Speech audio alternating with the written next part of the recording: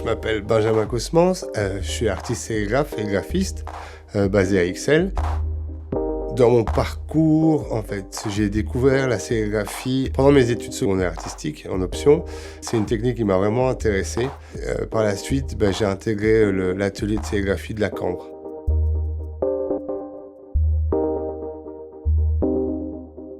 Je prends énormément de photos de graffitis, d'affiches déchirées en rue. Mais c'est plus des zooms sur des textures, des traits à la bombe, des éléments déchirés, des superpositions d'affiches. Je me balade en rue en sachant que je vais regarder un peu partout.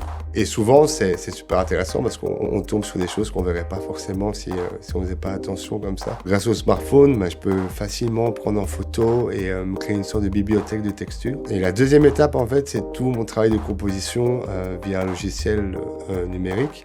Donc, en fait, je viens sélectionner des éléments qui m'intéressent dans les photos que j'ai faites et en fait, j'extrais ces éléments, ces textures. Je prends un élément que je viens superposer ou j'exposer avec un autre élément d'une autre photo et ainsi de suite, en fait, essayer de créer une composition où je cherche une sorte d'équilibre, en fait, qui n'a pas dans la source de base. Et la dernière étape de ma démarche créative, en fait, c'est toute la partie de l'impression sérigraphie. Et c'est là où la question de l'aléatoire intervient. C'est en fait ce que j'ai créé, c'est une idée, c'est une maquette. Et par la suite, en fait, avec la sérigraphie, j'utilise des cadres qui sont plus ou moins usés ou en mauvais état et qui vont en fait apporter des éléments en plus que je peux pas contrôler. Donc tout ça, je laisse un peu s'auto-gérer et c'est une espèce de chaos que j'essaye de contrôler.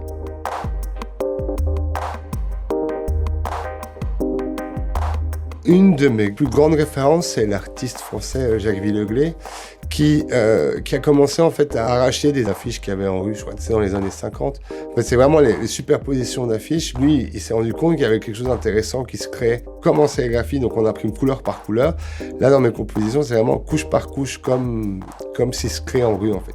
Donc il y a un élément, quelqu'un va poser un élément qui va rester un moment, une autre personne va venir superposer un autre élément à lui par-dessus, et ainsi de suite. Et avec le temps, ça va créer quelque chose.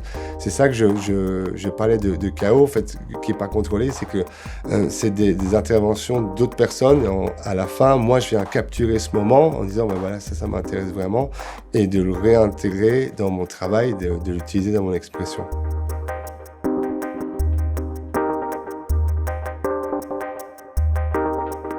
J'écoute énormément de hip-hop ou de hardcore, mais hardcore punk. Et ces musiques ont créé un certain style graphique qui m'inspire beaucoup et que j'essaye de traduire, d'exprimer dans mon travail.